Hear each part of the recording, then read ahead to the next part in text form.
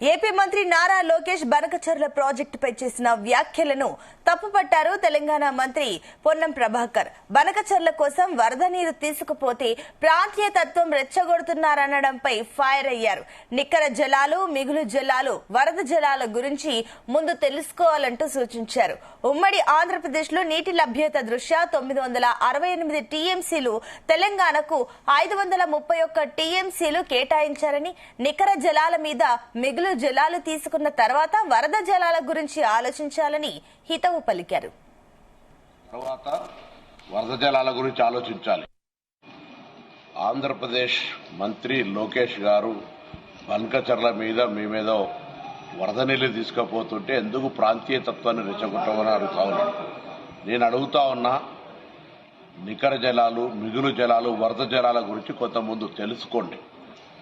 తెలంగాణకు ఆనాడు ఉమ్మడి రాష్ట్రంలో ఉన్నటువంటి నీటి లభ్యత దృష్ట్యా 968 టీఎంసీలు తెలంగాణకు, 531 టీఎంసీ ఆంధ్రప్రదేశ్కు ఇచ్చిన తర్వాత ఆ నికర జలాల మీదుగా మిగులు జలాలతో తీసుకున్న తర్వాత వరద జలాల గురించి ఆలోచించాలి.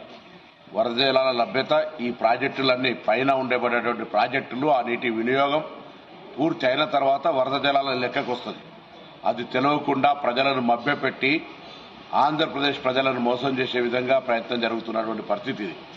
తెలంగాణ ప్రజలకు సంబంధించిన హక్కు ఆనాడు ట్రిబ్యునల్స్, కేంద్ర ప్రభుత్వాలు నిర్ణయం చేసిన ప్రకారంగా మా నీటిని ఒక చుక్క కూడా వదిలిపెట్టుకోలేము. గతంలో ప్రభుత్వం ఏదైనా పొరపాటు చేస్తుంటే మీరు ఒక పద్ధతి ప్రకారంగా ఉండాల్సినటువంటి సీనియర్ నాయకుడు చంద్రబాబు నాయుడు గారు, వారి పట్ల అందరికీ గౌరవం ఉంది. కానీ ఈ దిశలో నీటికి సంబంధించిన అంశంపై ఇరు రాష్ట్రాలు ఘర్షణ వాతావరణం తెచ్చుకోవడం మంచిది కాదు.